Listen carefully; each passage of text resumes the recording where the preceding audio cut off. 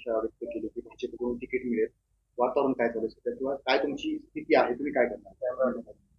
मला असं वाटतं आज भारतीय जनता पार्टी स्थापना दिवस आहे आणि त्यामुळे ज्या तत्वावर त्याग समर्पण सेवा या तत्वावर ही पार्टी आणि आपले आदरणीय पंतप्रधान या देशाचं विकासाची गंगा वाहत आहे. यामुळे प्रत्येक आपल्या छत्रपती संभाजीनगरच्या वाशी प्रत्येकाची अशी आशा आहे की एक चांगला चेहरा ते इथं निवडतील आणि या आशेमुळे सर्वांच्या विकासाच्या ज्या काही अपेक्षा आहे त्या डिपेंड आहे. त्यामुळे ते सर्वांना कुतूहल देखील आहे. मात्र तुम्ही पाहताय की महायुतीमध्ये उमेदवारी मिळावी यासाठी जोरदार वाद निर्माण होत आहे. भुमरे असतील, त्याच्यासोबतच तुम्ही पाहता करडा आहेत, विनोद पाटील आहेत, त्यानंतर तुम्ही मग काय वाटतं उमेदवारी?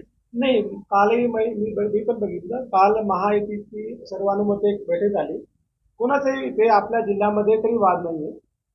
सर्वांचं मत एकच आहे की जिल्ह्याचा विकास जो जे घडवायचा आहे ती महायुतीचा एक कॅन्डिडेट घडवेल आणि जो काही पक्षश्रेष्ठीवरून आदेश देईल कोणाला देऊ शकता. आपले जे काही आदरणीय ते मंत्रीपद आहे त्यांना देऊ शकतात, मला देऊ शकतात, ते कोणाला देतील. त्यामुळे इथे आपल्या जिल्ह्याच्या लेवलला काही मतभेद मला माहीत असेल नाही.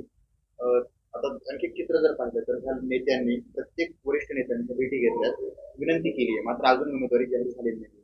शक्यता अशी वाटते की जे जास्त विनंत्या करतात पक्षांच्या जवळ आहे त्यांचं पाठकडे जर भरेल. अशा तुमची भूमिका काय असेल? विनंतीवर उमेदवारी मिळत नसते हे आपल्याला माहिती आहे.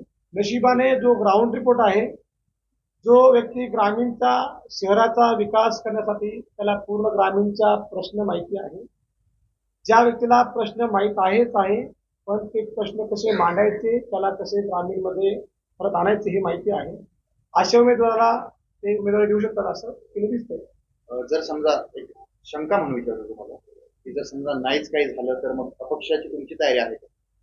जेव्हा आपण चांगला विचार करतो, प्रभू चरणी आपण जेव्हा विचार ठेवतो आणि सर्वच आपण चांगला करत असताना निस्वार्थ भावना असेल तर आपण पॉझिटिव्ह राहावं. निगेटिव्ह विचार सध्या तरी करू नये असं मला आपली सर्वांना सुद्धा विनंती आहे. म्हणजे तुम्ही विचार केलाय या पक्षांच्या उमेदवारीपर्यंत, आता तिथून पुढचा विचार जो आहे असा नाहीये. जेव्हा आपण एकदा ठामपणे या जिल्ह्याचा विकास करायचा हा जर विचार केला असेल तर तो विकास जेव्हापर्यंत होत नाही तेव्हापर्यंत तो विकास ठामपणे राहायला पाहिजे. यासाठी जे काही पावलं उचलावं लागतील ते पुढील कालावधीमध्ये उचलावं लागेल.